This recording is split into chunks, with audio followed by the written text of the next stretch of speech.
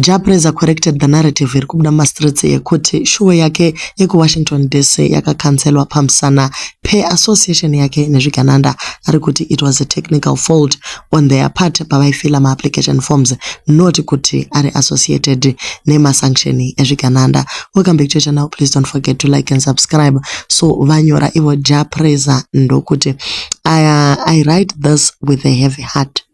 I was ready and excited to meet you in Washington, D.C. on July 4th and Dallas on July 5th. I know many of you had already made travel plans, booked hotels, and secured your tickets, and I was just as ready to give you the show you deserve. We attended our visa appointments earlier this month, but due to a technical issue on our application forms, we could not proceed. That meant restarting the process and trying to get new appointment dates, and unfortunately, none were available in time. The US consulate was supportive and tried to assist us in every possible way they could, but some things are simply beyond anyone's control. I know that some have been trying to push the narrative that our visas were denied. That is not true, but unfortunately, changes nothing at this point. I'm grateful for the organizers on the ground, DJ Nunze and Accelerate, who gave this their all. And to you, my fans, I remain indebted and promise to fulfill this part of the Ndini Mukudzei World Tour in the near future. Full refunds will be made for those who bought tickets ahead of time, and will announce new dates in the near future. The Canada shows on July 11 in Edmonton and July 12 in Toronto are still going ahead as planned. Everything is in place and we can't wait to see you there. With love and respect, Japreza. Zvinoronza zvikuru munenge matogadzirira nemaataya atosoneswa uko bhendi ranga rashanda nesimba following kupuwa kwavakaita zvakare mota vanga vatokwenya magitare mukomana agadzirirawo nekunoteketera midzimu yake asvika pastage kuUS ikoko. So manetizens ari kuti iwo, honestly I think there's more to this than just a technical issue on the visa application. Japreza says the US shows were cancelled because of a form problem that caused the delays, not a visa denial. But let's be real, guys. Given his clear ties to ZANU-PF, it's possible the US flagged his application for extra scrutiny. They might not have outright denied the visa, but political concerns or pressure behind the scenes could have delayed the process, just enough to stop the show from happening. Makes you wonder what really went wrong. Iwewe pama comments ese soko ndimi mataura uye ndimi muri kuziva zviri kuitika chaizvo. Timu rinopa mavisa rinototarisa so many things even kuma social media platforms and stuff, also on issue of political allegiance as well. Panogona kusungira munhu zvinhu ipapo. Muchiri kuziva Obey Chimuka akapiwa ma-sanctions ne-USA kungozikamwa kuti anoshandidzana pamwe chete naTagwirei ndobva tonzi uchabvumidzwe mu-US. Uyu mukomana akapiwa ma-US dollar mangani paview yevanhu vese vakatarisa 150,000 US dollars. Akapiwa imwe 25 pasaidi, vakapiwa mota dzinosvika idzo kuita 20. Saka ivo ve-US munoti ndo vakapusa here vachiona madhora ava vanoshandira zvakaoma kudaro achingotambiswa, achirakashiwa, achingokandiwa left, right and center. Trump anombozvidawo here zvezvigananda. Garai kumaakwa enyu uko. America iendwe zvechiwaiwai mukoma. Trump haasi kutomboda izvozvo.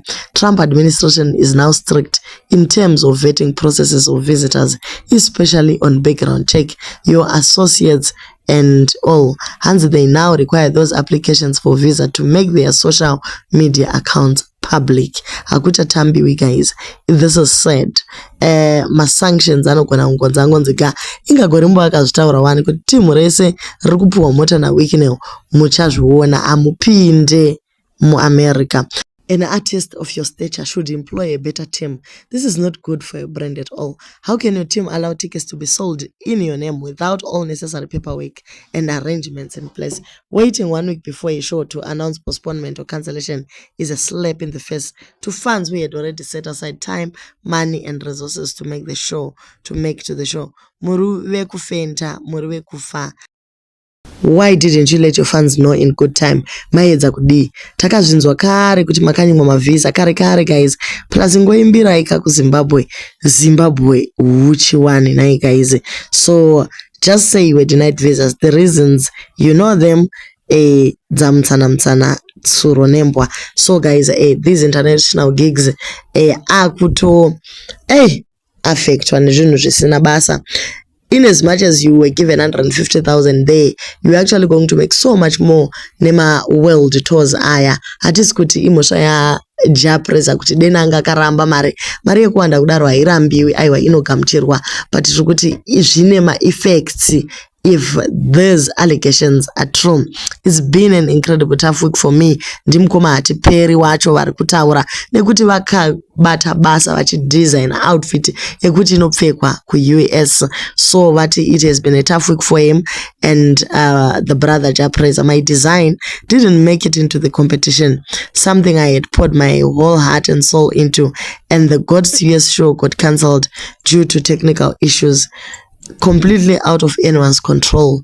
It hurts and kunyepa, but we keep going, we keep believing. There's always a next time for everyone. Japresa, my brother, all I know is that we are great at what we do, and in God hatiperi.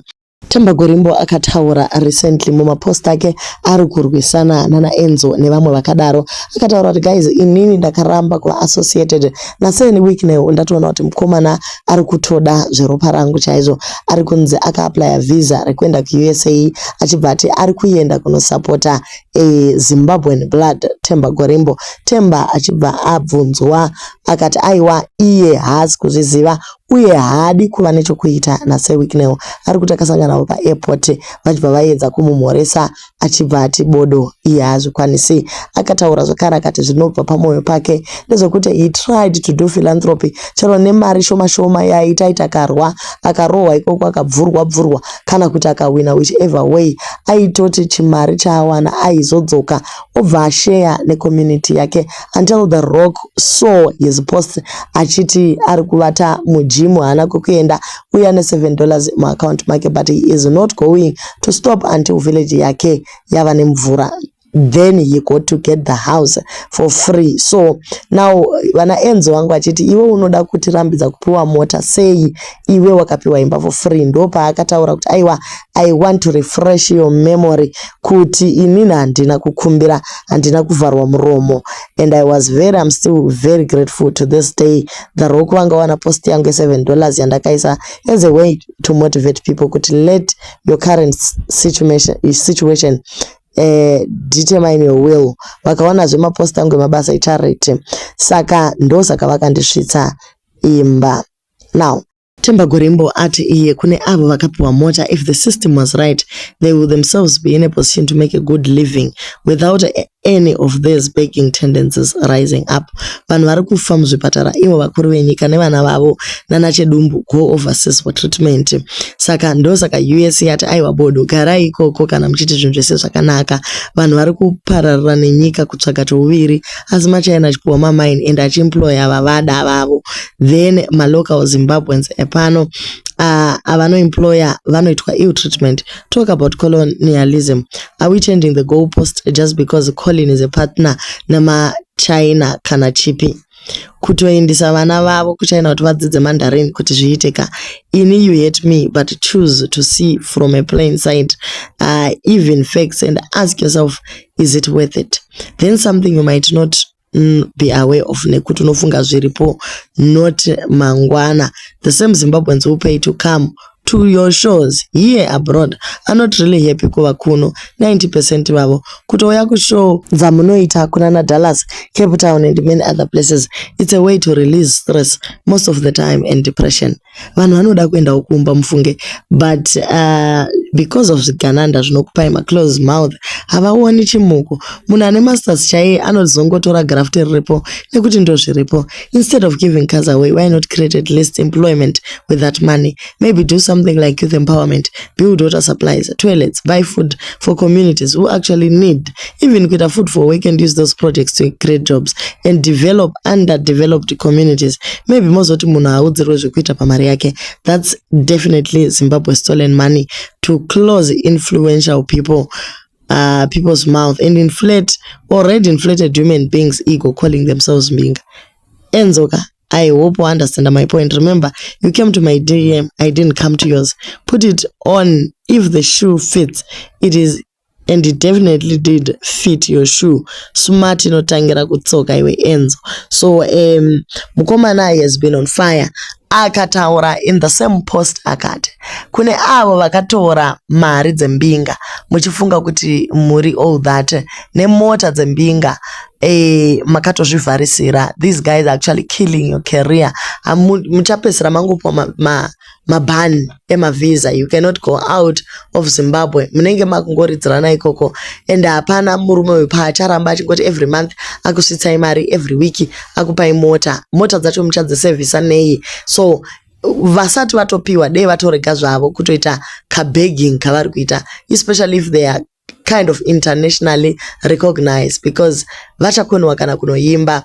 If Ja Praiser's show is sold out ku Dallas, ku Washington, ku Edmonton, ku Toronto, he actually will make more than 150,000 yakapiwa. So if he does 3 or 4 world tours, he's sitting at 450,000 yaanenge ainayo. Do you think kuti weekend anogona ngokusvitsa 450 anytime yaunenge wangofila like uchapesera wakutengesa mota idzodzo? We are not saying it is a bad thing kupiwa mota, especially Ja Praiser. He never even asked for it, but it is very unfortunate kuti akangozoendawo kuside kwegamba riri kutonga. It is unfortunate that he also got gifts, and these were put out there on his public platform. So US visa, yes, it could be a technical fault, but manetizens azoramba ari kuti inyaya yezvigananda. Do leave your comments on what you think pama allegations ari kuiswa navanhu mumastreets aya